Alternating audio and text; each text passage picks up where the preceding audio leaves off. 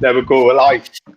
Hi guys, and I'd like to welcome everybody to the third and short overtime. This is our debut pod. Some of you might have been listening to us already, and some of you might have seen us already on some of the third and short earlier pods. In this pod, we've got JP in the top left-hand corner for me. We've got Bones, and we've also got Jordan. We decided that in this pod that we would maybe try to have a little bit more of a deeper look at NFL for those guys and people who were maybe a little bit more interested and wanted to know a little bit more about particular franchises or styles of play or particular topics and such. So the draft's just been, and we're watching the draft. We're all really keen. So we thought that what we'd do is our first few episodes is we would have a breakdown of each division, and we've decided to do the AFC North tonight. I've got the Bengals. Jordan's got the Browns. Bones, have you got the Steelers? I do, yeah, the Steelers. Bones has got the Steelers and JP's got the Ravens. And we're going to give ourselves 15 minutes on each franchise. And we're going to break down and have a look at what those franchises did in the draft and maybe what they did in free agency. We're going to state the case for them a little bit, I think, and try to predict what would be a good season for them and what would be a good outlook. I mean, the draft has just been, and obviously a lot of fans are full of hope at this moment in time. It's pre-season, pre-season, also known as bullshit season. I think it's a time of year where everybody thinks that their franchise is going to do fantastically well. I think every single franchise has a story about a player who maybe might have underperformed throughout his career, but this year he's going to make a jump. Or there might be one who's coming back off bad injury, who's fitter than ever and ready to play 16 games. And then, of course, you might have those rookies that you've all signed in the draft. And I'm pretty sure that everyone would like to believe that they'll get 7 starters and 7 Pro Bowl contenders. But the truth of the matter is with the draft, I mean, it's a bit of a crapshoot. And although we all get excited by it, we'll have to temper expectations. And I know that I've said in the past, if you find 2 starters in a draft, you've kind of done well. If you get 1 or 2 players who get their second contract, you're doing amazingly. I'll put this into terms, right? In the last 6 or 7 drafts, the Raiders have had Colton Miller as the only player who's made it to his second contract. Before that, it was Derek Carr. So you kind of get an idea of how hit and miss the draft can be. So if you have a couple of players who make it to their second contracts, you're doing well. I don't know about you, and we'll just touch on this for 5 minutes with draft expectations. But I kind of go with a 2-2-2 philosophy. I think if you get 2 starters, you get 2 role players, and you get 2 situational backup kind of players, I think you've done quite well. So say, for example, if you get 2 starters in round 1 and 2, and you're 3 and 4, you get a situational pass rusher or maybe a nickel corner, and then rounds 5, 6, and 7, if you can get some decent depth and stick to a roster out of them rounds, you've kind of done well. Jews kind of share the same philosophy as me on the draft. Yeah, I definitely hope for the, like you said, in the early picks, you're hoping for someone who is going to go on to a second contract, especially your first and your second round. And then as the draft gets later, I think what I hope for first is like special teams impact. So when you see a defensive player like a linebacker or something gets taken in the 3rd, 4th, it's like, well, I hope he plays on special teams basically right away. And that might be all he's ever good at, but it's a 3rd, 4th rounder. If he impacts special teams well, then it was good. And like you say, the later it gets, the more it's just about having some depth for backup in case someone does go down. Yeah. I mean, I know in the past, me and JP have talked in depth about the draft and just how easy it is to get carried away, especially when there's that gap between the Super Bowl ending and the draft starting. All I do is watch tape. All I'm doing is looking over film. All I'm doing is analysing and breaking down. And I want to believe that every single prospect is going to be amazing. But the truth of the matter is out of those 5 quarterbacks that were taken in the first round, all 5 aren't going to be good. There's going to be one who's going to hit. There's going to be one who's going to fail. There's going to be one who's going to struggle.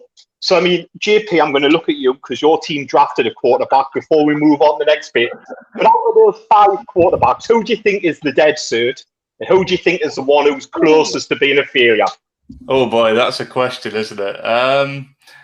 Do you know what? I think it's boring, but I think the dead cert has got to be Trevor Lawrence, hasn't it? He's the most obvious prospect to come out of college in years. I think I said on the pod last week, boom and bust. Zach Wilson to me. I'm not. I get why. I get why he's where he went, and I get why he was rated as highly as he was. But he's going to a franchise that has traditionally killed quarterbacks.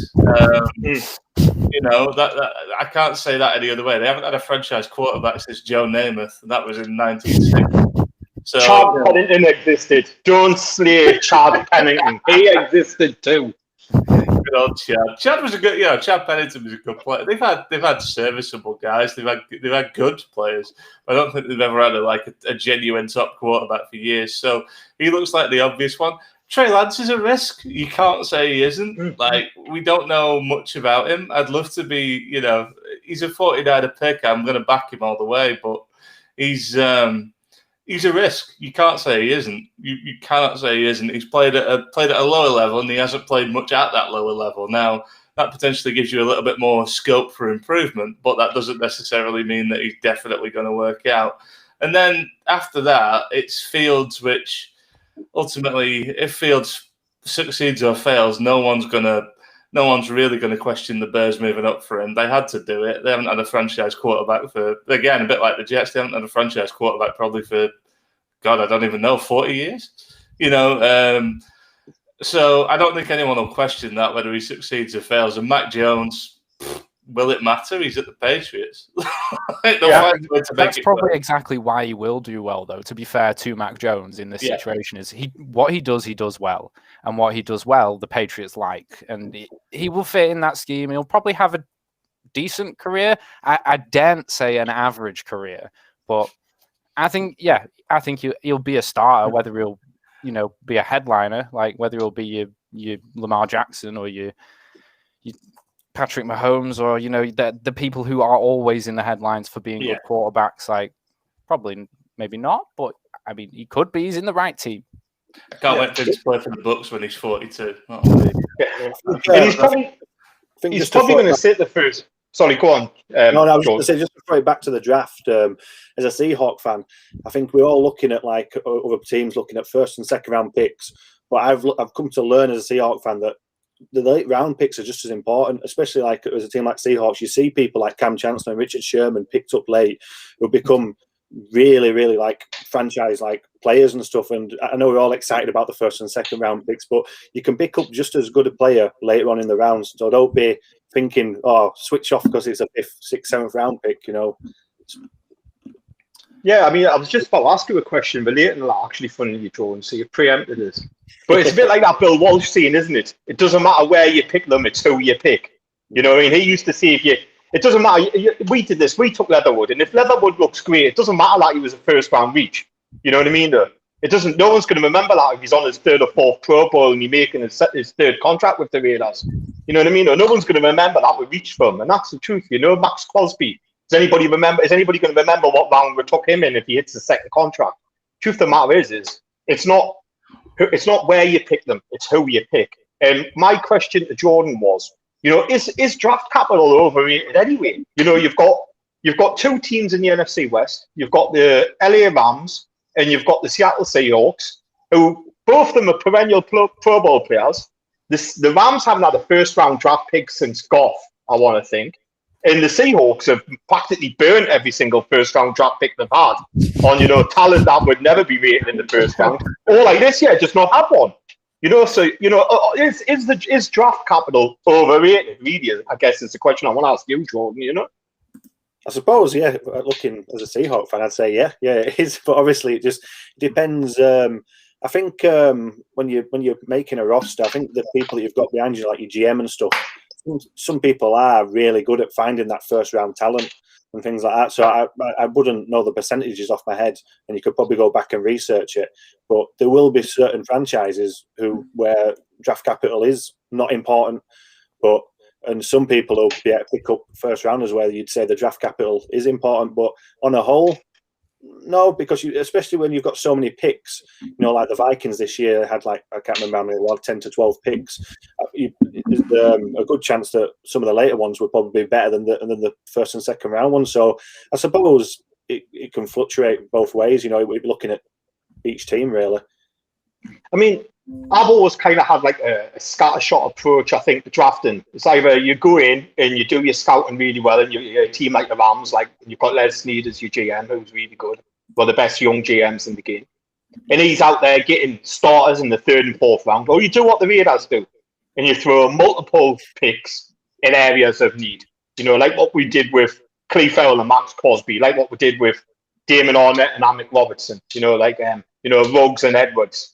You know, what we do traditionally is if we've got an area of need, like this year, let's see if we drafted 3 of them, you know, like we'll throw multiple picks at them. You know, one safety's not enough. So what we'll do is we'll take Murray and we'll come back and we'll get Gillespie and we'll get Divine Diablo. You know what I mean? And we'll throw multiple picks at areas of need, hoping that one will stick. And because it's a bit of a crapshoot to draft. Anyway, I want to move on from that. That was just a little bit of an intro to let you know the kind of topics that we'd be talking about in future episodes. This episode, though, we're doing the AFC North. We're going to do about 15 minutes of franchise. We're going to drill into each franchise, maybe bring up some questions about them that we really want, that we hope to have answered in 2021. I mean, the AFC North itself is a really interesting division. You know, it's a tough, hard-nosed NFL division, you know, which is predicated on run because of the weather. You know, it's a blue collar, and I hate that term because it seems a bit Bruce Springsteen, but it's a blue collar environment, you know, where you've got Ohio and Pittsburgh, and you've got Baltimore as the regions where the teams come from. The weather's biting. It's built on defense and running offense. And last year they had 3 teams that went to the AFC playoffs. You know, with the addition of the extra wild card, they sent 3 teams to it, and I think they might do again this year. Truth be told. Yeah. So I'm going to do the Bengals. We're doing this in alphabetical order, so it's me first. We're going to do an imaginary clock, but we're going to start with 15 minutes. Okay, so the Bengals. I hope Cameron's watching. This is for you, mate. I deliberately chose the Bengals so I could kind of deflate your bubble, you know. So do I like what the Bengals have done? Ultimately, you know, I kind of have Zach Taylor's in his 3rd season. He hasn't got the greatest record. I mean, did anybody expect him to when he took over? He had that horrendous situation where they couldn't find a defensive coordinator for God knows how long, and Jack Del Rio turned them down, and they kept on giving people offers, and they kept on knocking them back, and in the end, I still don't know who their defensive coordinator is today. So, you know, I don't think it's of anybody of note. But, you know, like, you know, this is his 3rd season, and the truth of the matter is it's a make or break season for Zach Taylor. Whilst I don't think they're going to have a winning record, I think they want to be pushing closer towards 7 or 8 wins, you know, like from stay in that position. The Bengals, as a franchise, do stick with their head coaches for a while. You know what I mean? They're pretty loyal. They haven't had a lot of head coaches over their franchise history.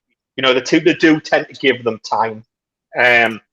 But yeah, I mean, when we look at the situation they're in, you know what I mean? They've done everything to put themselves into a position to be. I'm not going to say they're going to be competing in this, you know, like in this cram division, but really, you know, like they need to be 6. They need to be 6 wins minimum this year. They've got to be 6 years. They're 6 wins minimum. You know, they've got Joe Burrow, exciting young quarterback. You know, unfortunate with injuries last year, but the time that he played, he came in and showed he can be a quarterback in an NFL franchise. Kid done really well. Needed protecting. I think anybody thought they would go offensive line in round 1. They didn't.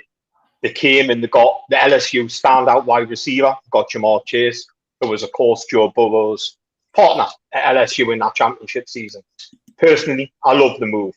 And I think when you look at this, you know, like, it's so important to keep your franchise quarterback happy today. We're seeing what's happening with Aaron Rodgers in Green Bay. You know, if your franchise quarterback's standing on the table for someone, you know, like, it's pretty wise to listen to them. And I remember that Joe Burrow wasn't thrilled to go to Cincinnati Bengals pre-draft. You heard them tales about him not wanting to be there, and he was hoping that they would pass on him and he wouldn't get picked there or someone would trade up. So getting Jamar Chase has got to be a back end towards that guy as well. Jamar Chase, the top and bottom bit is they could have went Penei Sewell. But there's a thing that I call grouping in the draft. Where you've got your horizontal board, which obviously you list your top, draft prospects on your horizontal board. But then you've got your vertical board, which shows them per position. And if you've got a deep position like we had this year in offensive tackle, and you look at what you had in wide receiver, you go, well, what's the drop-off between Penny Sewell and what we'll get in the second round, or Jamar Chase and what we'll get in the second round? And they clearly went, you know what it is, the drop-off between Jamar Chase and whatever second-round wide receiver we get, Rondale Moore, De'Ami Brown, Marshall, another LSU player, Marshall Jr., is far greater than the drop-off between Sewell and whatever we'll get there in round 2. And they went with Jamar Chase. And I don't think it was a bad move at all. I thought it was quite a good draft pick. What I think was a bad move was trading back in the second round. When they traded back in that second round, they had Liam Eichenberg on the board. They had Tevin Jenkins on the board. And they traded back with New England, who jumped up to get Christian Barmore. The very next pick, Chicago Bears traded up, took Tevin Jenkins. And a couple of picks later, you had Liam Eichenberg, who left as well. I think he went to Carolina. And all of a sudden now, the Bengals are sitting there and they're going, oof. No doubt they probably would have liked those two. Missed out on the opportunity. Personally, I would have just sat and took Tevin Jenkins. Instead, what happened is they took Jackson Carman, who was a 21-year-old from Clemson. Good player. I think he's going to probably end up a guard there. He has very short arms. He played left tackle in Clemson. I think he's probably a guard in the NFL, which probably tells me as well that Cleveland were probably happy with what they had in Riley Reif and Jonah Williams. Because had they not, you know what I mean, they would have took Sewell. And I don't think Sewell was maybe on their agenda, because if they wanted a tackle, they could have got Sam Cosmi instead of Jackson Carman. But instead, they took the guy who was a bit more versatile, who could play guard. And he'll start off at guard. Reif and Jonah Williams will man the two tackles, and he might move out the right tackle in his future, you know what I mean, as he grows older and picks up the nuances of the game. But day one, he's going to start off at guard, which kind of tells me that Penny Sewell might not have been on the board for them. They might have been considering Jamar Chase way earlier than any of us expected, and maybe it didn't take Joe Burrow being on the table for them. And I look at the other picks, and there's a few picks I like. There's a few players who I like in this draft. They got Asai, the kid from Texas, like Joseph Asai in round 3. I really fancied him as a round 2 prospect. He's a stand-up edge, hand in the dirt hybrid. I think he's probably going to find himself settled into linebacker in the NFL. I don't think he's going to have the size or the power to play with his hand in the dirt consistency. I think he's going to end up a linebacker in the NFL, but he's versatile, and versatility will normally make an impression in its first year, even if it is just in special teams or as a situational player. I think he'll probably find himself as a linebacker. I like Cam Sample, the kid from Tulane who they took. I like Shelvin, the massive nose tackle who they took out of LSU. They did quite well. They did quite well in those middle rounds. And I think that when all's said and done, they'll have a good starter in Chase. And they'll probably find another solid starter between Carman, Asai, and Sample. And at the very least, out of the remaining two, you're going to have a good situational player. So if we go back to my earlier theory, probably going to have themselves a pretty decent draft. Now I'm looking down and I'm thinking who in their later rounds might be a name to keep an eye on. And Chris Evans, the running back out of Michigan, is a really good talent. And they did bring back running back. I forgot his name now. I can't remember his name, but did bring back a running back. Evans might find himself stashed on the depth chart, But he was a good player at Michigan. Didn't really work out for him at Michigan, but that was more Michigan's fault than it was Evans' fault. Meant to have a few off-field questions about him, but he's a good player and he might make it stick there. We've seen worse players do well in the NFL. And running backs in particular, doesn't really matter what round you draft them in. If the line in front of them's doing their job, they're going to make some improvements. I'm going to wrap it up with their free agency. Thought they had a pretty good free agency, if truth be told. They lost some big pieces. Geno Atkins was a big cut. He's been there for a while and he's been a stalwart of that team. AJ Green is another player, of course, who moved on. Didn't quite look good, did he, in 2020, coming back from that injury. And he's never been fit for a while. Terrific player when he came into the NFL. Him and Julio Jones were in the same draft class. And AJ Green was a tremendous player when he came in out of Georgia. Looked really good. But yeah, injuries have took a toll. He's gone on to Carolina. He's gone on to the Cardinals, sorry. And that opened up the place for Jamar Chase to come into. William Jackson III, I really liked him as a corner, but the truth of the matter is I don't think the defense suited him. He's a long press man corner. Did well in his rookie year and his year after his second season.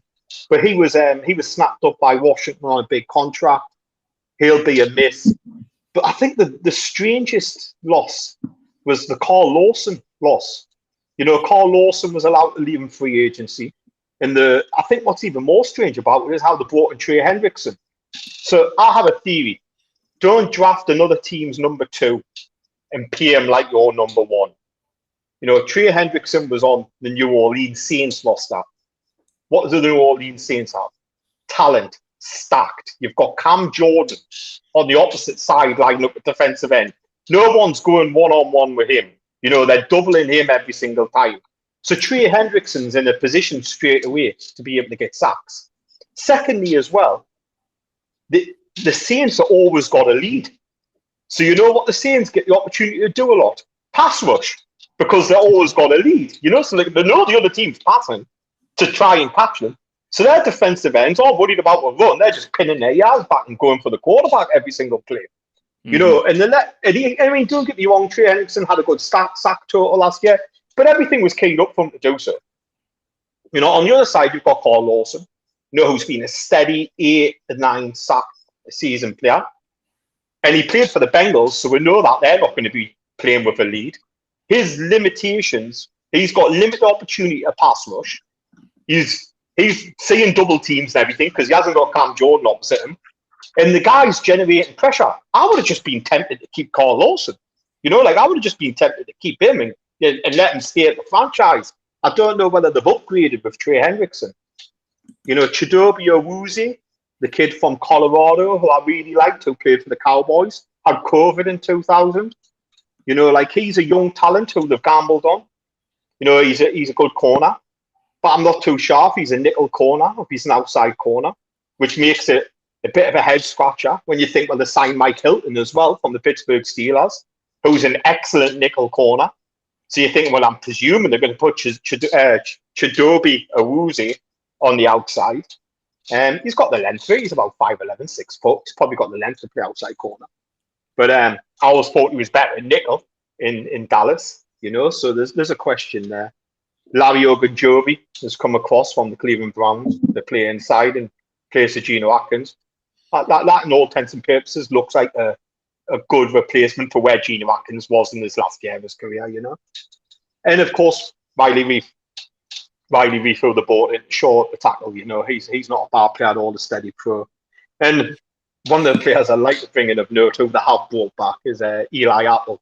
Eli Apple, ex-Raider, ex-New York Giant, ex-Saint, is found his way on the roster. The kid's talented though. That's the thing, when he was at Ohio, he had talent. But I've always said, be wary of Big Ten cornerbacks. The Big Ten isn't known for its passing. The Big Ten is a bit like the AFC North. It's a run-heavy college program. There's not a lot of premier wide receivers that come out of there. When we look at the corners who are being drafted out of that, Gayron Conley, Eli Apple, the lad Okuda who you took last year, Damon Arnett. When we look at Big Ten corners, Jordan Lewis, who's at the Dallas Cowboys. Most of them have struggled. The only one I've noticed is probably Lattimore, who's at New Orleans. So be wary of Big Ten corners. And Eli Apple, all the talent in the world. He was a high draft pick by the Giants. He found himself on his 4th franchise in about 6 years. But there's talent there to be had. I mean, that's as much as a case I can state for the Bengals. I don't know if you've got any questions off the back of that. I feel that they're improving and the needle's moved a little bit, which it needs to. I think they're probably good for 6 wins minimum. I wouldn't expect anything else out of them this season. Yeah, I think 6 wins is about right. You got to remember they're starting from next to nothing. Think about how bad they were the year they got the number 1 pick and drafted Burrow. The talent level was genuinely probably expansion franchise level, with the exception of 1 or 2 players. They're clearly trying to build quite slowly and quite deliberately, and they're not doing anything outlandish, which is probably the right way to do it. I was a bit surprised they took Chase in round 1. I think we talked about that last week. I was a bit surprised they didn't go Sewell. I still am to an extent, but every argument that's been put forward for it, I totally understand. I understand why people are... What's that? I'm sorry. It meant we could pick him. So, do you know what the thing? Do you know what the thing is about that pick though? Like, they could have had Chase and they could have had Eichenberg. If that pick had went Chase and Tevin Jenkins, we would have been going. What a great move by Cincinnati Bengals. They missed an opportunity. The fact that it went Chase and Jackson Carman now looks really bad because it could have been Penny Sewell. And it could have been Marshall Jr., you know what I mean?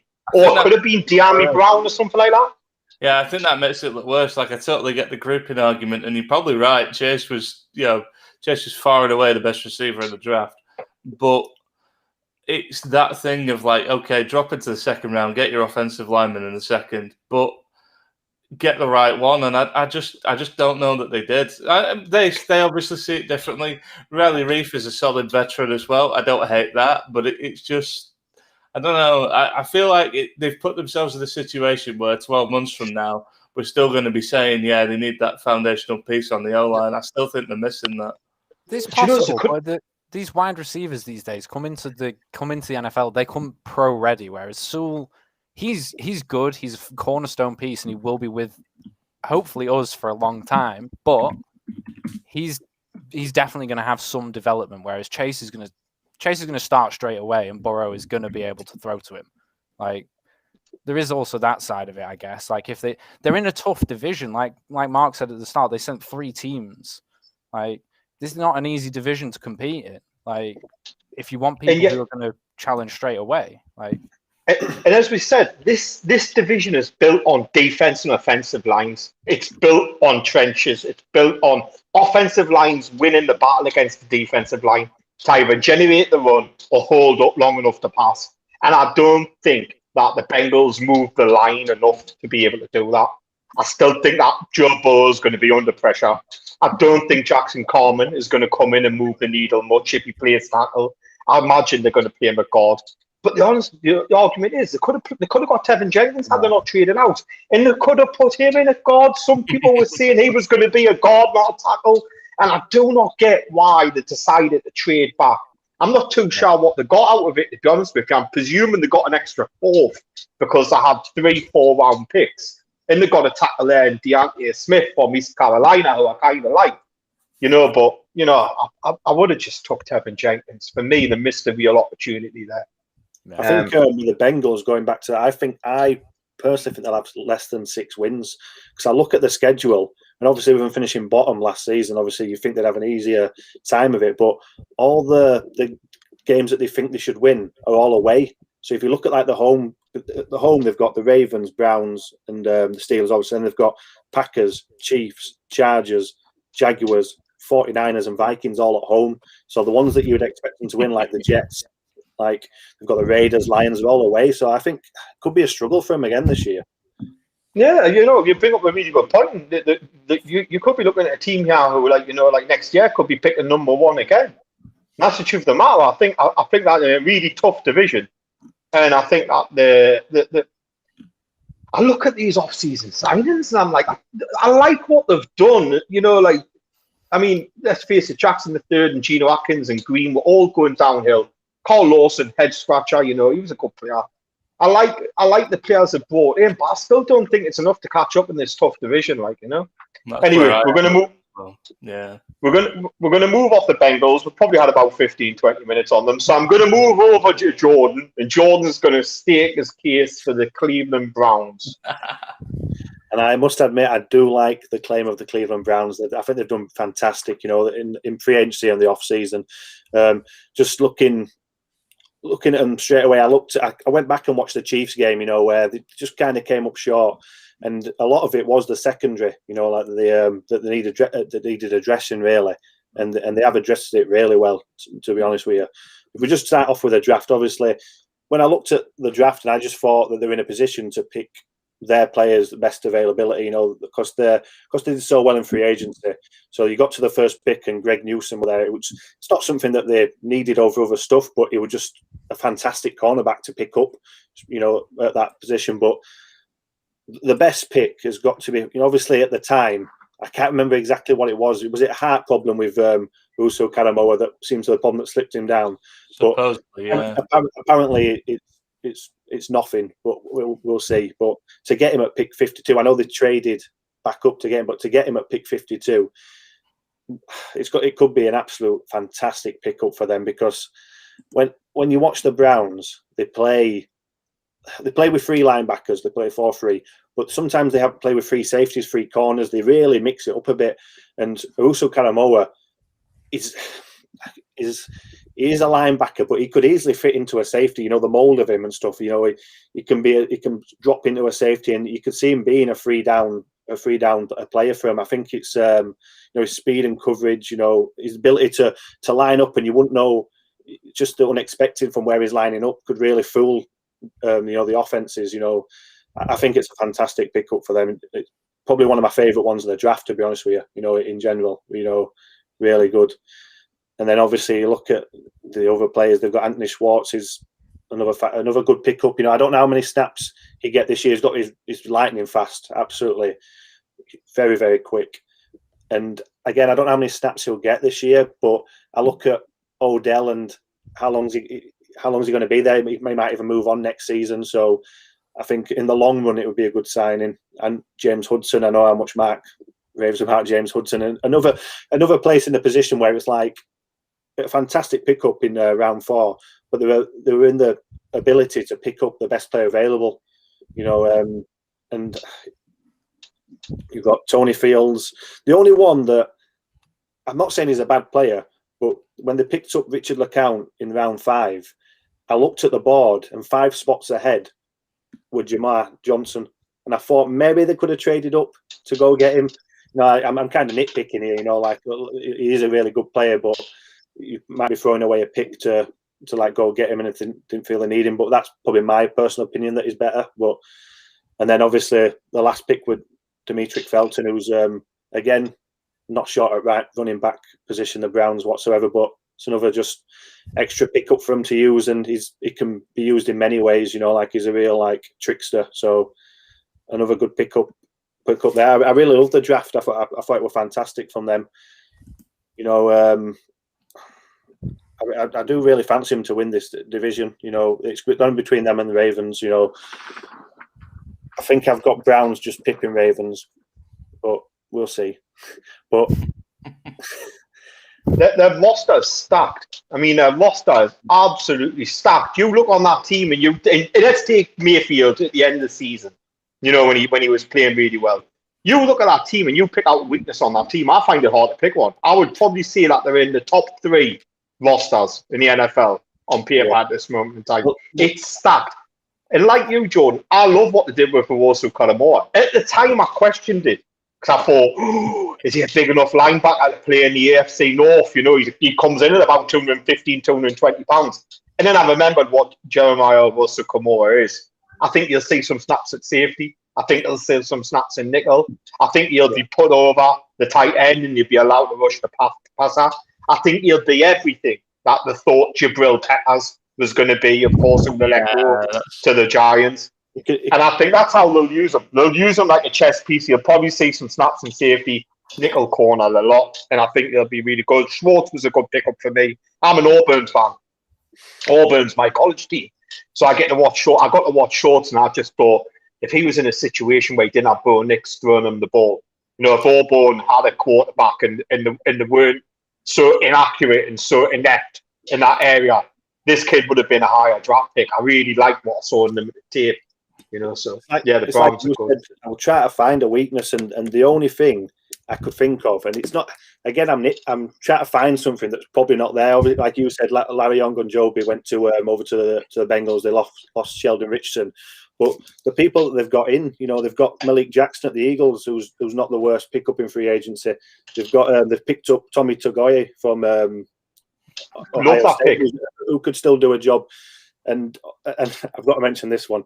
Picked up Malik McDowell in free agency, who was a Seahawk signing in 2017 in the second round, who never saw a snap.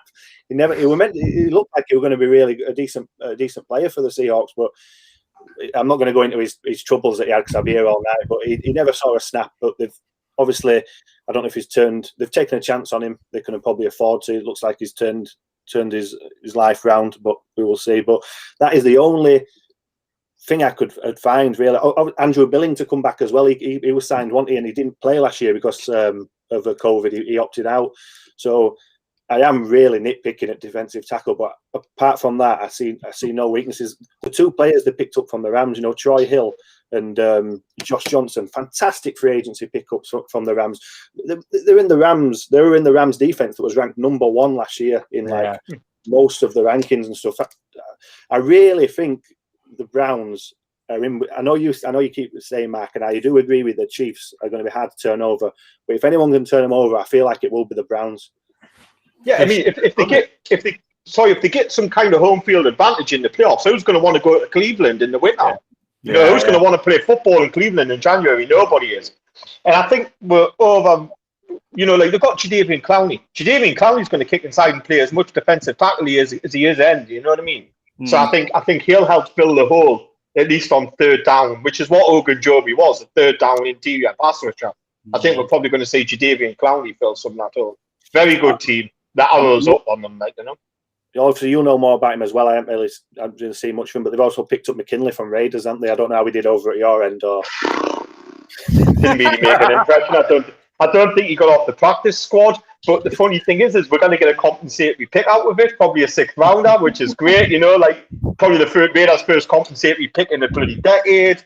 It'll be a 6th rounder, but he was a first-round talent, though. He was a first-round talent when Atlanta took him, so maybe they see something, and you never know. I mean, John Bones. I mean, I'm sure you're eager to have something to say on the Browns. I love what the Browns have been doing. Probably even going back to Mayfield, to be honest, which I know they took a lot of stick for at the time. But fair play, that was John Dorsey, obviously standing by what he thought, what his evaluation was. Can people say he was wrong? I don't really think so. No, I really like what they've done. And you mentioned, Jordan, them turning over the Chiefs. To be honest, they should have done it last year. They had the chances. They were in the game right up to the end.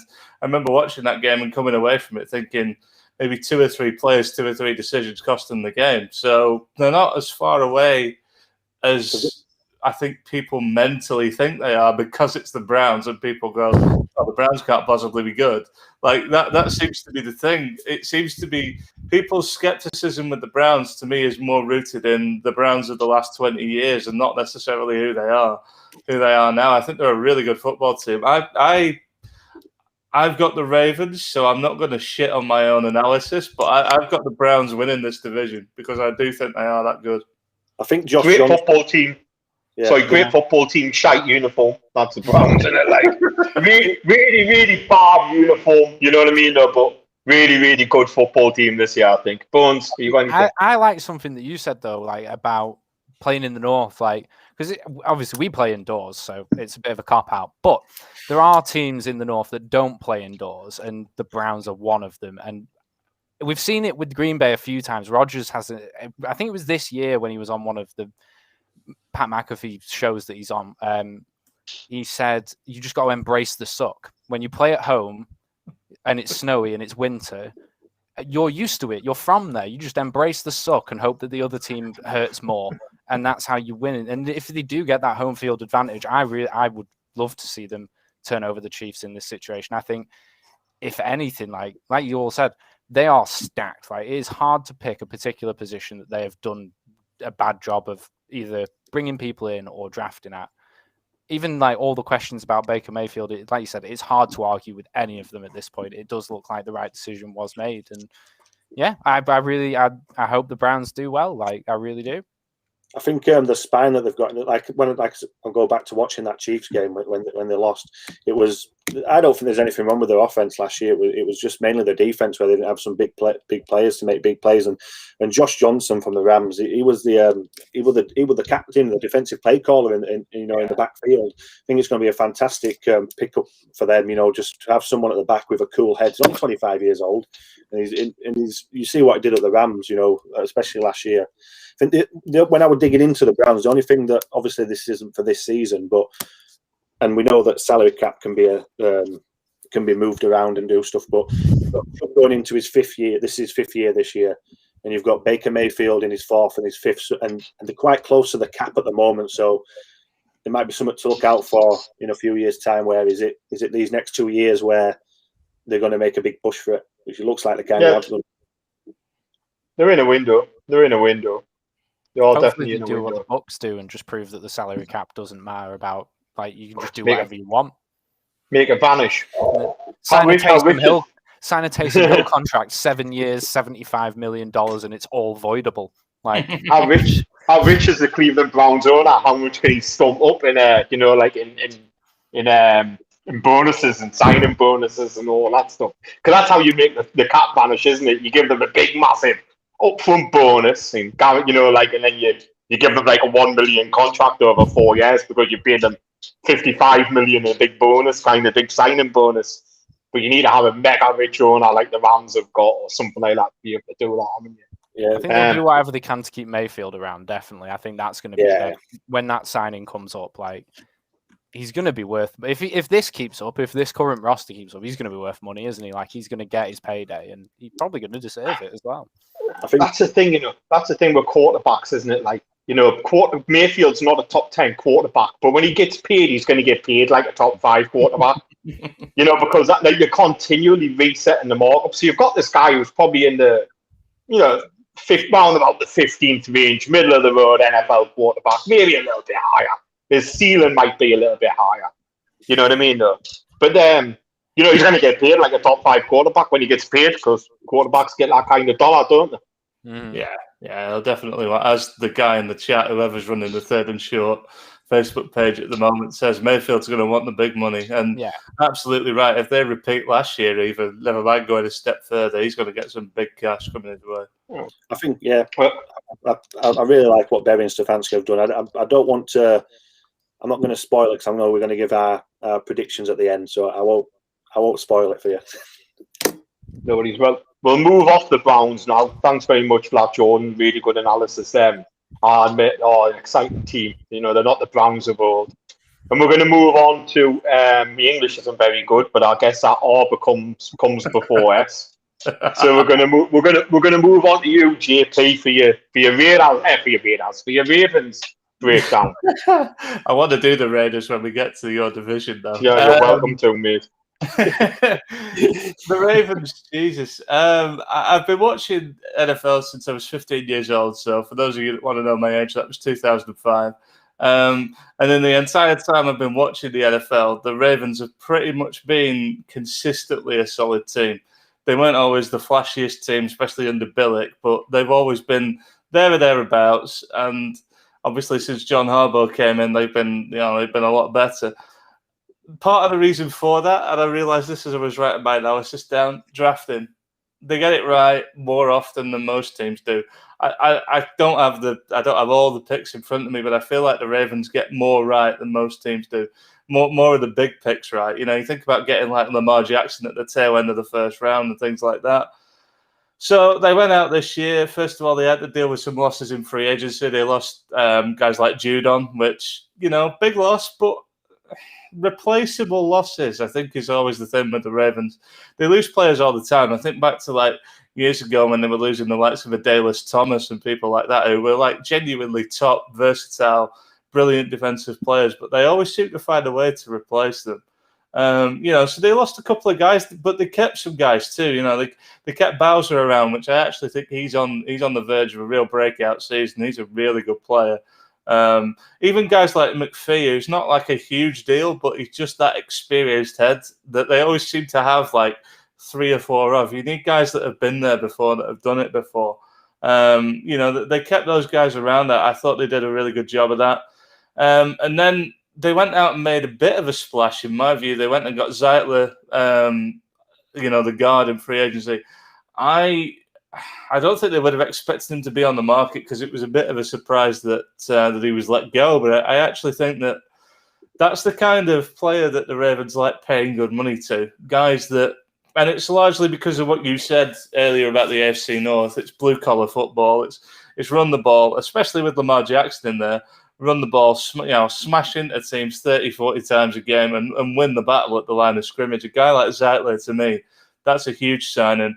And when I looked at the roster, and I'll come to that in a sec, I'll come to that in more detail in a sec. When I looked at the roster, if I'm looking for weaknesses, depth was probably it. There was a little bit of like, okay, they've got issues here, they've got issues here. So they went out and threw some money at him. I thought that made sense. They've obviously looked at the offense and think they need to diversify a little bit as well.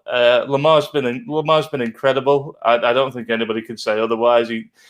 In some respects, he's changed the game. I don't think I've ever seen, and bear in mind, I support a franchise that ran with Kaepernick for 3 years. I've seen those kind of like game-changing quarterbacks that can run the ball that are a genuine threat. But I've never seen anything like Lamar Jackson. We could not play him. Even in the Super Bowl year, we could not get anywhere near him. Again, I'll come to the weakness in a sec. There is one, and it might not be what you think it is. But yeah, like I don't know. I like the moves they made in free agency. I thought they did solid work. I think the best a top team can do in free agency a lot of the time is maintain the level. Not get any worse, not necessarily get better. They might get a little bit better, but they're not a team that's going to, if you need us here and it's like that close to the end, you're not suddenly going to move it all the way over here with a free agency move. You might move it a little bit, and I think that's pretty much what they did with guys like Zeitler. They took a bit of a flyer on Watkins. I don't really know what to think of that. He's got injury problems, but he gives them a threat they don't, perhaps they don't have. He's been on teams that have won the big one. He's one of those guys that helps a big arm quarterback. I think there's some, and at the end of the day, the finances of it make total sense as well. I got no issue with what they've done there.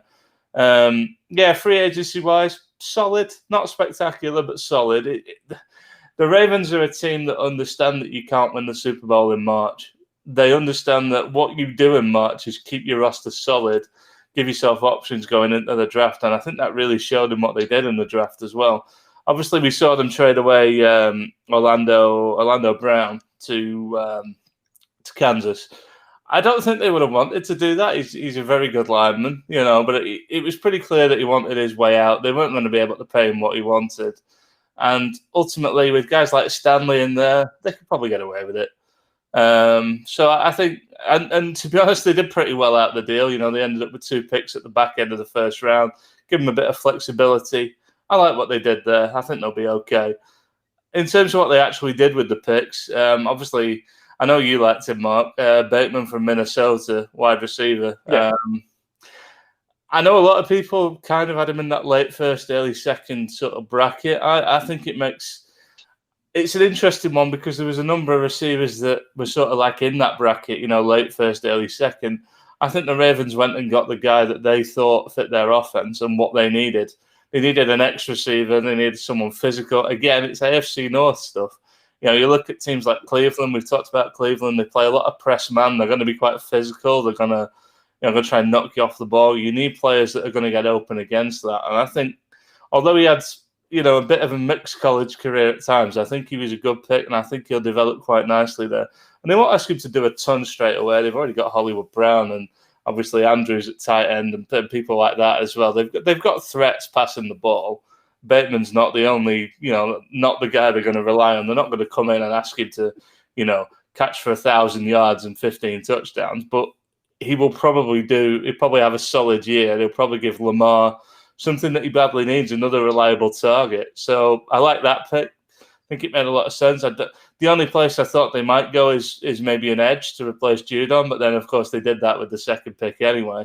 I thought that was a sensible pick as well. It's classic Ravens, isn't it?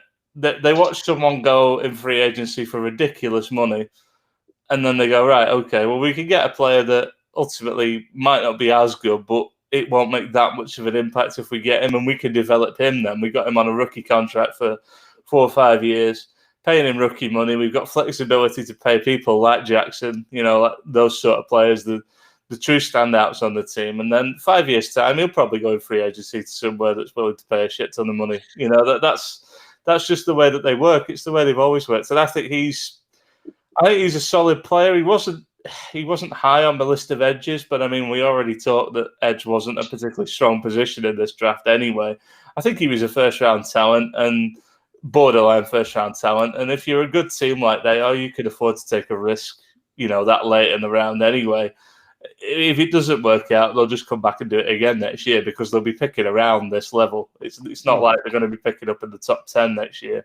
So I quite like that. Lower down, it was quite interesting, actually. I started looking a little bit deeper into the draft class. They took Cleveland, the guard, in the 3rd round from Georgia. Love that pick. Yeah. I just like those sort of players. And what I like that the Ravens do consistently in the draft, if you look at anyone they picked, down to like Sean Wade, Ben Mason, those guys, they pick value, but they also pick value at sort of big-time programs. They essentially do what guys like Mayock think they're doing. They draft guys that have been in big situations and played for big teams and started for big teams. Now, you can argue that, okay, they've maybe you don't know how they project to the pros, but I would say if you're going to draft somebody and you take them from a big program, you're a little bit more confident that they'll project to the pros because at least they've played in games that matter. One of the issues, not to keep bringing my team into it, but we talked about Lance earlier. One of the issues there is North Dakota State. Who the fuck are North Dakota State? That's the concern, isn't it? To go from North Dakota State to playing the Seahawks in, at their stadium with the piped-in crowd noise. Sorry, I just had to try and slip that one in, see if Jordan noticed. No, but there's a big chasm there between taking a guy that's played Division II college ball and suddenly asking him to win on the road. It's a big deal. So what the Ravens tend to do, I think, is go after players that have been in big stadiums, big situations, and guys that can fight in the trenches too. I can vividly remember years ago them taking guys like Ben Grubbs and people like that in the first round, and people are going, why the fuck are they taking guards in the first round? But it's what they do, and they know it, and they know it works. And in their division, you're playing the Steelers, classic 3-4 team, always have been, probably always will be.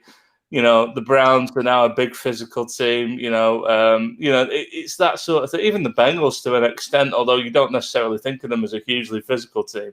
It's 6 games a year where you're going to have to win the battle at the line of scrimmage, and they draft like that's what they need to do. So I like what they did there. When I look at what the Ravens do, for me, Ozzie Newsome's not there anymore, but his fingerprints are still all over everything they do as a GM. Yeah. You know what I mean? DaCosta now, isn't it? Yeah, DaCosta. And what they do is just they make the draft come to them. They don't know the draft. They sit cool. They never and they just seem to pick value. I mean, Bateman. You've got the best 2 route runners out of the draft have landed in the AFC North. In Bateman and in Chase. Bateman's releases off the line of scrimmage are something to be a marvel. He's going to see a lot of press coverage, but his releases are amazing off the line of scrimmage. Yeah. He's perfect. You look at what they did later on. I don't think that Kellen Wallace was somebody who they wanted. Yeah. But I think they looked at the value and they went, well, Kellen Wallace is there, we'll have him. And I think the same as for Sean Wade. Yeah, I don't think they came. I have Wallace down. Explosive playmaker. And I don't think they were necessarily looking for that type of player. I think they wanted the physical receivers. But if he's there, do you know what I noticed is if you go back to 2019, Kellen Wallace was a first-round talent, and he'd done his knee in that year. He was being slated at the back end of round 1, and a lot of people were slating him to Green Bay and early mocks and things like that. And he'd done his ACL, decided to go back to Oklahoma State, obviously, with his ACL, and came back. And he had a good year this year. The ACL didn't actually slow him down. If the Ravens can get him back to something and think, a year removed from that injury, we'll get the 2019 Kellen Wallace. What a steal that pick will look. And they did the same with Sean Wade. Sean Wade was on a field with Okudah, Arnett, and he was playing nickel corner.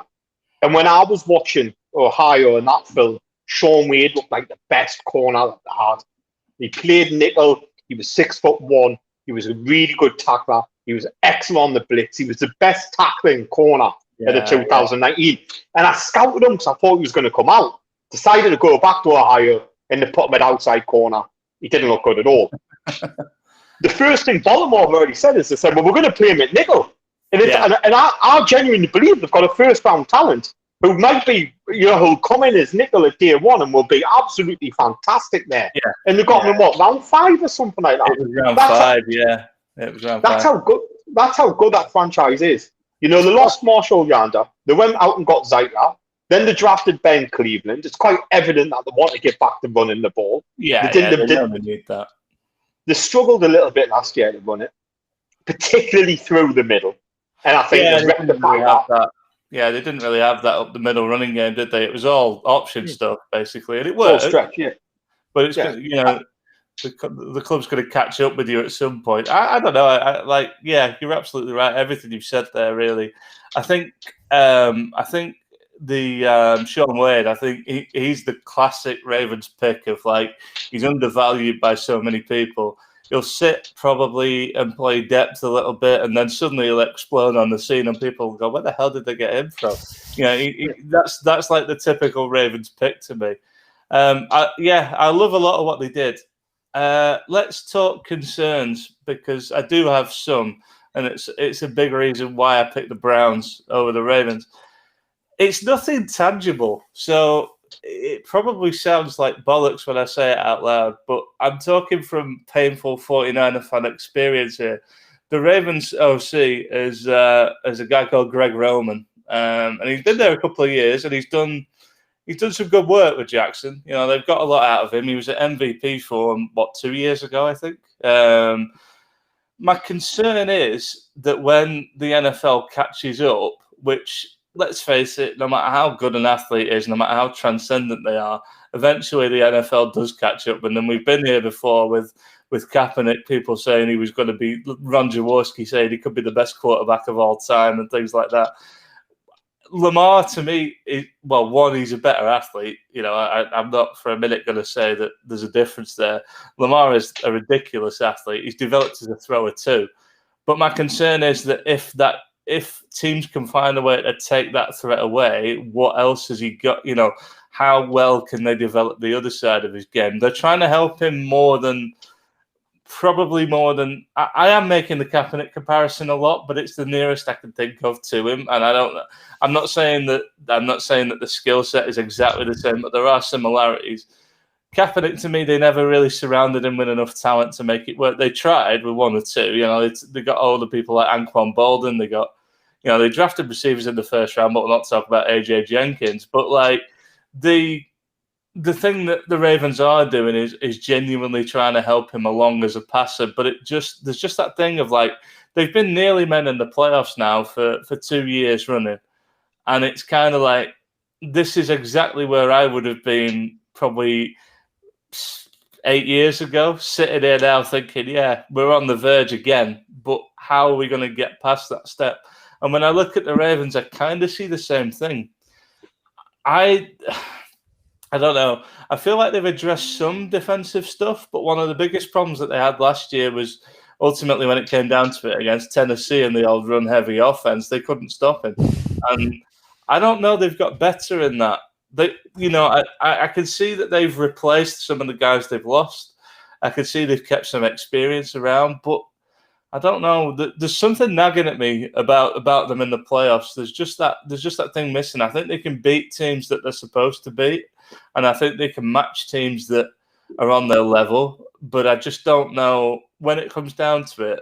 There's a bit of a lack of depth as well. I mentioned that earlier. I look at the roster and I kind of go, natural attrition of an NFL season. Are there concerns there? Yeah, I think there are. There's just little bits about them that there's a reason why they've always been here and not been able to get over that last bit. And I'm still seeing it. And the thing is, the teams behind them are now trying to catch them up. The Steelers are an interesting one. I'm interested to hear what Bones is going to say. But the Browns behind them now, to me, are pretty much on that level. And the division's going to come down to those games that are probably going to be wars. Baltimore and Pittsburgh and in Baltimore. And Baltimore and Cleveland, which has got the natural rivalry anyway. You know, two times a year, that's going to decide the division. And if the Ravens make the slow start they did last year, they won't have the opportunity to recover this time. They have to start well. If they start well, I think they'll be fine, but they have to start well. And they have to win those big divisional games. And then Lamar's got it all to prove to me when the lights come on in January. He's got to do it this time. I'm not saying discard him if he doesn't, but I think if he's truly going to step into that, you know, level 1 tier, I think he's going to have to do it this year. Yeah, that's a really good breakdown and a good balance. I like Baltimore. The truth of the matter is, Lamar's not going to be asked very rarely to throw the ball more than 20 times a game. They're going to want to run it. They're going to run it frequently. They've got J.K. Dobbins last year to be able to do just that. You know what I mean? They've got a Hill as well. You know, who's in the backfield. Yeah. They've got the year before. You know, they're going to want to run it. They're going to want to run it frequently. They've got Gus Edwards who's back there as well. Got nice, stable, physical, ball pounding running backs. And Lamar, you know, they're going. That's what they're going to want to do. You know, they're going to want to run. I think that what helps this year is, like, I totally agree with, they're going to want to run it. But in a lot of the games, especially the Bills game in the playoffs, you knew they were going to run it, and then the Bills just found them out. This year, at least they've got some weapons to be a bit more versatile that helps them out. I'm not saying saying it's going to help them massively, but you just saw it, didn't you? You knew what was going to happen in front of you most of the time. Yeah. You know, they had Andrews and Marcus Brown didn't have the best year. You had, when Lamar were throwing it, he would try to force it into Mark Andrews a high % of the time. At least there's some other options there from this year going into it. But I do agree with John. I look at the depth and stuff, and a few injuries on that offensive line, it could stuck with the chances of a good season. Who they got behind Lamar Jackson this year? They had Griffin, but he didn't make sense. Trace McSorley or nothing. Trace McSorley. But that's. I mean, somebody mentioned in the comments Lamar's stomach, and it is a legitimate concern because if Lamar goes down, you're not fancying Trace McSorley to come in and do much, are you? Like, you know? No, absolutely not. Absolutely not. So I think that was the biggest question I came out with. Some of it is like 49er fan PTSD because of Greg Roman and stuff like that. But I think the biggest thing I came out of it with was depth concerns. Just like, I look at the 22 and I think they've got a great team. But then I look at the 53 and I go, that could be interesting. Yeah, good points. Well, Bones, you've been sitting patiently. We're finally on the Pittsburgh. I was going to say your Pittsburgh Steelers, but you're not a Steelers fan. But you're playing a Steelers fan in this episode. So, you know, what you got to say about the Steelers this offseason? I think the Steelers are an interesting one. We all know basically this is Big Ben's last year. Like Big Ben's not back after this year, and I think I've said it in the chat before. I think the best thing about the offseason is like it is that this element of every team is both good and bad at the same time. We don't know until the season starts. They're both amazing and shite simultaneously, and that's what's. And to be honest, this division in general, everyone drafted pretty well. It was hard to look at the Steelers and look for like when I was looking for one to question, I was like, I'm gonna have to pick a good pick that I just looked at like, and then I looked at like it's been really hard. So I think I came out with them overall being like a B+. Nothing's perfect, but nothing's bad. Like I think there are a few things that they lost in free agency. So Pouncey retired, which is their big center, and he's going to be hard to replace. No matter what they do, he's not an easy player to just get someone in, even out of the draft, to replace this guy. Like Bud Dupree was another big one that I think a lot of people were saying the Steelers losing Bud Dupree was pretty rough for them. But no, I really liked the Steelers draft. So like for the like what I loved about the draft, and it's a round one running back, like, but Najee Harris for the Steelers is a good pick. Like if you look at them last year, they were like last in offensive like rushing yards in the AFC North, which we've already discussed, is a run heavy. Like it's a run first division. Pretty much every team in this division is a run first team, and yeah, they really didn't have the guy running. They had a couple of different options of running, but no, they didn't have a solid running back. Really, it felt like all year, and I think that really hindered them. Najee Harris comes out of college like he's a big, like physical running back. He broke basically all of Bama. What did I write down? Bama's rushing yards, rushing touchdowns, and almost beat Henry's SEC 2015 rushing touchdowns record. If he'd rushed a couple more times instead of caught a couple more touchdowns, he would have beat Henry's record, basically. But, he didn't. So that's all it comes down to. But, yeah, I mean, he is going to be an every down back. He is reliable. The only thing I would say about him is the thing we say about every early running back is this guy's already played a ton of snaps at college. But we said it in the draft recap, though. If they get his full first contract out of him and he plays like he did at Bama, especially with this being Big Ben's last year, they want someone who's going to come in and play now. And I think Najee will come in and play now at running back for them. I can't badmouth it. Fryermouth was another one that I quite like.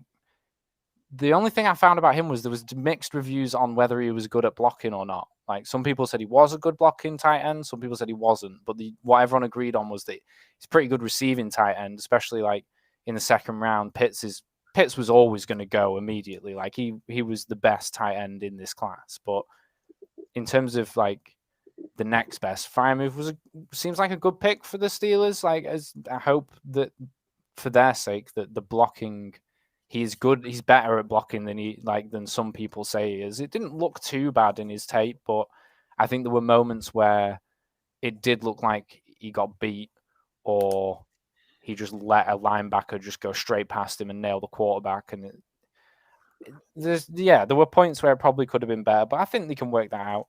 I think the biggest head scratcher for everyone that looks at the Steelers draft will have been that move up for Loudermilk. I don't know how you meant to pronounce it, but Isaiah Loudermilk or whatever, they moved up. They gave away next year's 4th to move up, and they did need to replace Bud Dupree. And this guy is going to play on the defensive line. He's going to play in the trenches there for them, but he might have still been there. Is the weird thing that everyone's saying now is like, did they really need to move up to go and get him? But if he works out, he works out, and that's. But I think that's the biggest head scratcher. I think I don't even know that he'll start like necessarily. I think a lot of people have said that he could replace Hayward in the long term. But the one that first, when I saw the draft, when we were watching the draft, the one that first made me scratch my head because I'd not seen anything about him was the punter they took in like the 7th round. Because I was like, who? Like, I honestly hadn't looked at any punters. Like, it's rare you see a punter actually picked. And I mean, this guy looks interesting. Like, he's huge. This dude is massive for a punter. What is it? Presley Harvin III? Is that? I guess that's his full name. Yeah, he's got some good tape. He does drop, like he can kick that ball. Like every kick is a boomer, like it feels like, and they often drop in good places. This guy seems to be able to throw as well. Like he's got a decent arm on him.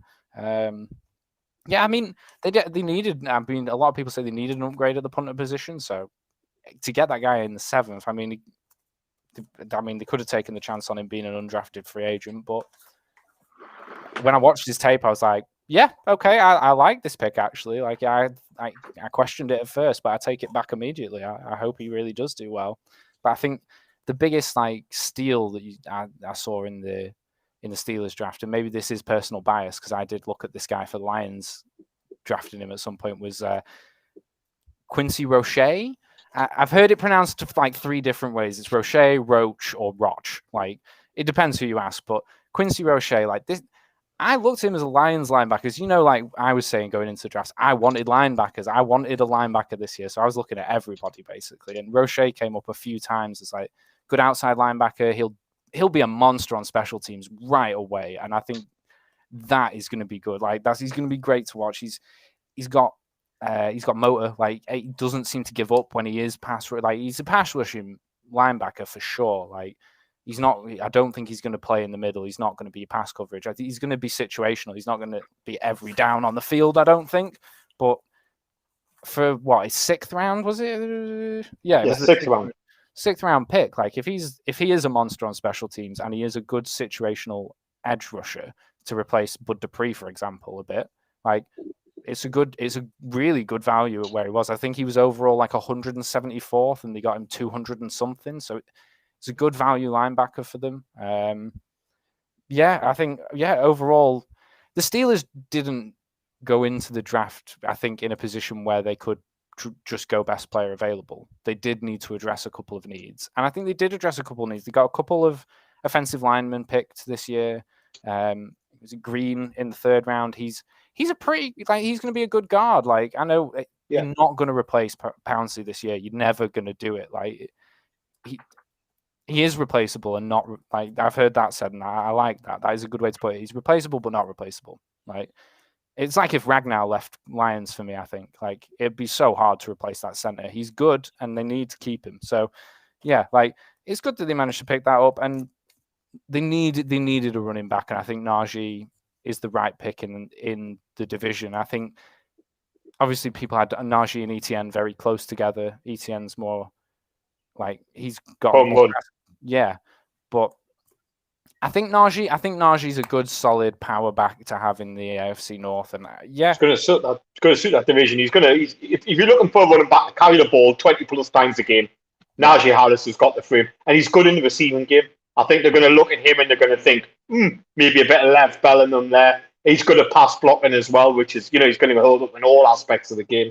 I'm not for running backs in round one, as you all know my argument, but where the Steelers were they weren't going to get anybody in round two. It was either take Najee here or, ATN, Williams. They're all off the ball by then. You're looking at Michael Carter, who might have been the fourth running back. You know what I mean? Get the first round running back whilst you can get them, especially when they were picking. It's like we said in one of the draft episodes as well. I think by the point they were drafting as well, because they did have a reasonably good year, they needed to address the offensive line, but the top 3, 4, 5 offensive line guys were all gone. The number one running back in the class is still right there, and you really need a running back. I know we're against taking running backs in the first, but that was probably I really did like that pick for them, and I do love to see a nice run game. I support a North team. Like, we all, like you said, it is a run heavy region of the country, mainly due to the weather. Like, you got to run the ball in the North. It raining or snowing half the time. Like, I think. Sorry, go on, Jordan. I'll let you go. I was going to say Kendrick Green. I loved Kendrick Green. All the chat I was giving you I loved Kendrick Green. Really, really athletic. Had a really good senior ball. I think he was out on pro deal. He really shone there, And I just loved him. I just loved him as a prospect, and the fact that they got in and they got him in round 3 where it was, I thought marvelous pick. He gives them a bit of versatility, centre or guard. I think he might find his home at centre there. I really like what they did there. Dan Moore will have wanted to maybe could have took an offensive tackle in round 2 instead of Freiermuth. Who knows? But Freiermuth, I think, was consensus tight end number 2 on most boards. He was well rounded, and they haven't had a tight end since Heath Miller. They tried to fix it with Eric Ebron and players like that, but you're gonna need a tight end in that division. What were you going to say, Jordan? Mate? I was going to say it worked out quite well this year because I'm a big Kendrick Green fan as well. But when they picked up Freiermuth, I thought, although like you said, they did need a tight end. With Vance McDonald's retiring, I thought to myself, there were Josh Myers and Creed Humphrey still on board, and I didn't know if it were going to come back to bite them. But in the end, it worked all right for them with picking up Kendrick Green in round 3. So, but at the time, I was thinking, are they going to shoot themselves in the foot here? But I love Kendrick Green. I think he's going to fit in perfectly. Like probably will be the centre there for the Steelers.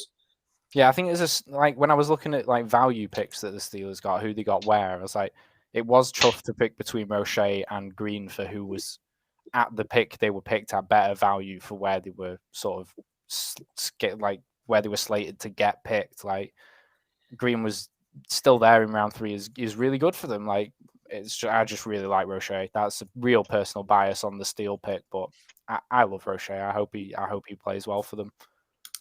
Yeah, Temple tough. Used to be there for Temple before you went to Miami or Shea, so it'll be tough. It'll be tough. You'll probably go down well. I'm just looking at the draft board now. I've just loaded it up there, and I'm thinking, like, they took Fryermouth, pick 23 in the second round. Could they have took offensive tackle? And I'm looking at the board, and there wasn't really another offensive tackle taken in round 2. They'd missed out on Cosme and players like that by then. So maybe Fryermouth really was good value there. Because, like you said, they came back and they got Green in round 3, and I think it worked out well for them. I think he'll be a good receiving tight end for them as well. It's like they've got the wide receivers. Like, we know that. Like, as much as there were points last year where we all hated Juju Smith-Schuster, like, he's still a good wide receiver. Claypool had a good rookie year as these things go. Like, I think he'll do well next year as well. And I think Frymouth will add to that for them. He does seem to be a pretty good receiving tight end. I know there's a few people who have compared him to Gronk, but every time a good tight end is in the draft, they always get compared to Gronk. Hawkins compared to Gronk. Like, white tight ends are Gronk, just like short, small, shifty, coloured wide receivers are always Hill. You know what I mean? Always Tyreek Hill. If you're small of African heritage, under 5'10" and fast, you're Tyreek Hill. And if you're white and you're tight end, you're Gronk. It's really lazy. Do you know, Jordan, here's a question for you. And I'll ask Jordan this because I'm sure Jordan did a scout on him. And I'll ask you all, okay? In round 2, they took Fryermouth. And then they came back in round 3 and they took Kendrick Green. Would their draft have looked better had they took, say, for example, Jalen Mayfield, the tackle out of Michigan in round 2, and then came back and got Kendrick Green? What do you think there, Jordan? I don't know, because I thought that you probably got onto something there, because I think there's still some. Don't get me wrong, I like Frymouth, but I think there were some good tight ends that went. I think when did Trey McKitty? They had Trey McKitty. Brevin Jordan dropped down the board, which were a massive surprise. God, yeah. I can't remember where Trey McKitty went. Did he go in the 3rd, Trey McKitty, to Chargers? Yeah, he went to the 3rd, I think. Yeah, so I suppose if they really wanted the tight end, then Frymouth for the one. But I can't think who else went. I don't think many tight ends went in the end up, did they? I'm trying to think some off my head now. Hunter Long went, didn't he? I'm not sure where, but as a more of a chance of being an all-round tight end, Pat Frymouth is probably obviously the one, really. So if they really were high on him, I think that you could argue that what you said is taking Jalen Mayfield, but I like it. I don't mind. I like, especially with them getting Kendrick Green. I think the guard were the two needs were running back and a guard. The main needs for me right at the start, and I thought they might go guard early. Like in the 1st round with Landon Dickinson or something, but they went Najee, which again I don't mind. I liked it. I like the first 3 picks, to be honest with you. I don't want to change much, but I see your point with Jalen Mayfield.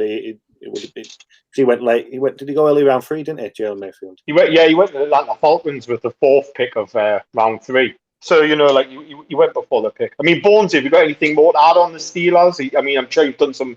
I'm sure you've done it. You've probably got more to add on them, or maybe I don't know.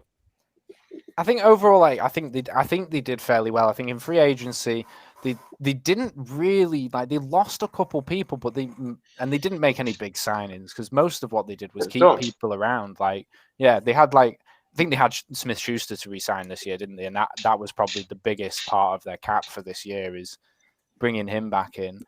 He wasn't cheap, was he? No. I think there were a couple. I think Loudermilk is really the biggest reach on their board. I think otherwise they did well. They could have maybe picked up a couple more in the secondary. They don't have the best secondary, but they did get a few undrafted free agents in at secondary, which you never know. Training camp, they might pan out. They might end up at least depth picks for them, but I don't think they've done terribly. I think the whole division has done well, though. It's really hard to look at them and go, they did better than anyone else. I think most of these that they actually picked will probably make the starting roster, not the starting roster, but the final 53. If you know, I think they'll make it through training camp and they'll at least see depth. And it's Big Ben's last year. They've got the wide receivers. They've just got a tight end. They've got a running back now. They're giving him the weapons going into, and like George said, they've addressed that guard with Green, which, like we've said before, if you don't have a good line in front of these players, like you're never going to get anything done. So they did need to address that. But yeah, I think this gives Big Ben the best shot he's going to have going into this final year of his career. And everyone loves a good story. As much as we say like Browns or Ravens or whoever will win the division, I think there's a small part of every single person that says, I hope Big Ben wins this year. I hope he goes to the Super Bowl and comes I bloody well hate him. I can't stand him. He's a felon, isn't he? He got done flat touching in the toilet cubicles, didn't he? Like early in his career, in a nightclub, he got, there was some rumours that he was Mark Steele, not the Third and Short podcast. Allegedly, like there was a bit of a sexual offence there, which got swept under the rug by a massive large check. You know what I mean? So it's something to look at, But yeah, I know what you're saying, though. Big Ben, it's his last year, and worst I case, think they've given the best option. I think the worst case is going to be the same as last year. If Najee Harris, hopefully touch wood that he dunks out, I want to see a full season out of him. I love him. I think he's a fantastic running back. Can't wait to watch him. But worst case, if he does get injured, they're in the same boat as last year. When they faltered at the back end, they had no running game whatsoever. And it just collapsed, didn't it? The second half of the season, or late second half of the season, it absolutely collapsed. It went. You couldn't believe you were looking at the same team. It couldn't do it. There was so much pressure on Ben Roethlisberger. He had you got bumming Benny Snell in the backfield. Yeah, they're all Kentucky Benny Snell hitting the line and -2 yards every time. It were horrible to watch. Really, I must admit.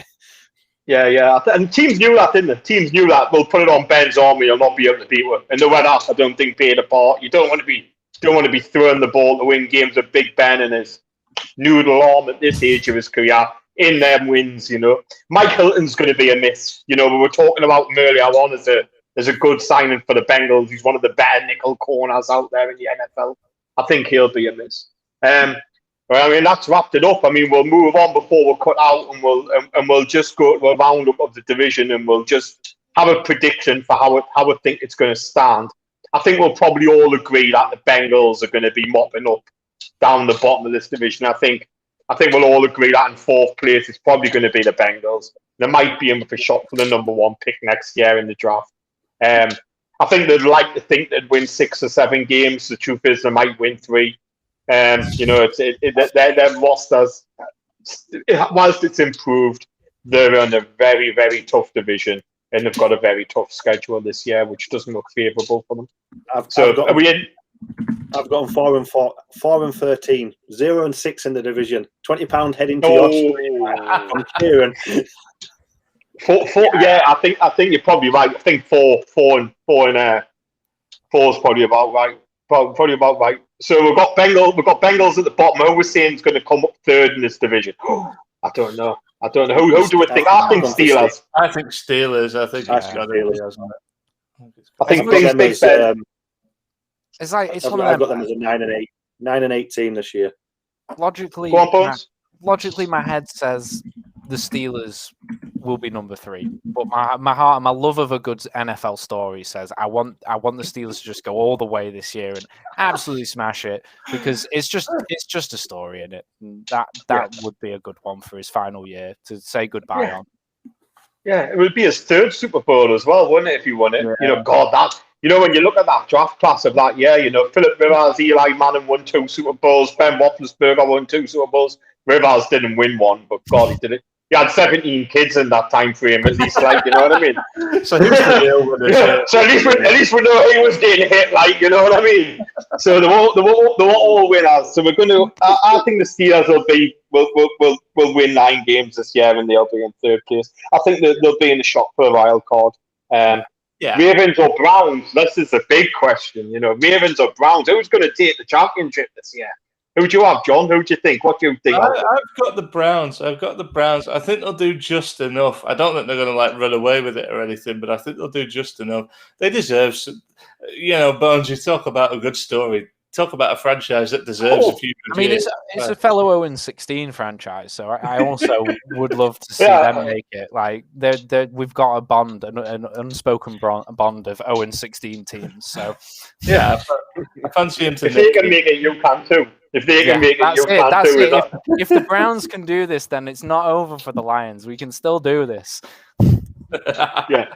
So, but I've got the Ravens as being second in this franchise as well. I think the second team in this franchise, because it's such a tough franchise, is going to probably win about 11 games. And I think they'll probably be guaranteed a spot in the wild card, positions in the playoffs. And I don't think anybody's going to want to play them. But I think the Ravens are probably good for about 11 wins this season and will probably come second in this division. And I've got the Browns topping it. I think the Browns they've just got such a good roster. They've got players like Greedy Williams coming back, Grant Delphick coming back, Denzel Ward. You throw Greg Newsome into there. We're talking about Big Ten corners. Don't draft Big Ten corners in the first round. But he just totally suits their system. He's a really good zone corner. They've got Jock who'll come in. I think he'll play a bit of everything. They've got Garrett. They've got Clowney. You look at this roster and you think, where's the obvious hole? Where is the obvious hole? Odell Beckham Jr. coming back, Landry in the slot. You've just got such a good team on that field. And if Mayfield can be what we saw at the end of the season, I think they're in a good spot. Yeah. The good thing about Newsom, going back to him, there's no pressure of him to start. Obviously, if they get injuries, he'll be thrown in and stuff. He'll be in for a few snaps, maybe if they're playing three quarterbacks, maybe. But you've got Troy Hill and what's the guy's name? I can't remember his name now. Johnson from the Rams. Yeah. Is that who you meant? Denzel Ward. Denzel Ward. I just meant yeah. So that thing. But yeah, I couldn't split them. I had Browns and Ravens both 12-5, but Browns taking it on division wins. Yeah, it's a close one between them two. But that's where I was. That's where I was really. And are you the same, Bones? So you've got Browns at the top. Yeah, I think Brown. I think that it's hard to argue with any of the points already made. I think the Ravens should be. It's such a hard division. They're both going to be. They're going to have high wins on the top three teams in this division, no matter what. I think they're going to be over 500 records, every single one of them, and. Yeah, I think I would love to see the Browns be the winners of this division and hopefully go further because we've already established, if the Browns can do it, then I'd love to see Jackson do well as well. He does need to like John was saying when he was talking about the Ravens, Jackson does need to have a season where he really does do well. So it's kind of one of those years for all three of the teams that could do well where. I don't think I'd hate it if any of them did do well, as much. Yeah, thanks, Jamie. So we're going against the grain here a little bit because the bookies have got Baltimore as the favourites. Yeah. So the third and short, overtime boys are saying get your money on the Browns. They're 6-4. Yeah, they're 6-4 on most betting outlets. William Hill got them 6-4, 888 got them 6-4. By the way, if you want to sponsor us, 888 or William Hill, just drop one in Boston. I'm not really a betting guy. I'm from the recovery community, but I've proven if anything else, I'll sell me soul for a bit of dollar. You know what I mean? So, I'll quite happily be sponsored by you. But yeah, Sky Sports and things like that. Of course, I got them at 6-4. So that's not a bad little bet, is it? If you were wanting to have a flutter on who to win this division, Cincinnati Bengals are way out at 25, Pittsburgh are 4-1, Baltimore are the favourites 6-5, 6-5 Baltimore, 7-5 Cleveland. Not an awful lot in it, is there? So that nicely rounds up our inaugural, our first overtime podcast. I'm pleased for those that stuck with us. We went a bit over, but hey. It was to be. What can we do? It was to be expected. We've got Mouth Almighty here as the host, and we've got, and we've got people who have clearly done their homework on the franchises and choosing. We've got the NFC North next week. I'm still undecided whether Bones gets to have the Lions or whether I give him somebody else, and I take the Lions, so it's impartial. But I'm okay with that. But we'll no, actually, I think I'll probably let you have the Lions. You can have the Lions, Bones, and give us, your fans' view of it. But yeah, thanks everybody for coming. You can find us on Twitter. This is a new pod. We'll be doing a lot of stuff like this. But has anybody got anything to say before I tell everybody to bugger off? As always, it's a pleasure, gentlemen. Yeah. Hope you enjoyed it. Thanks ever so much. And yeah, that's done.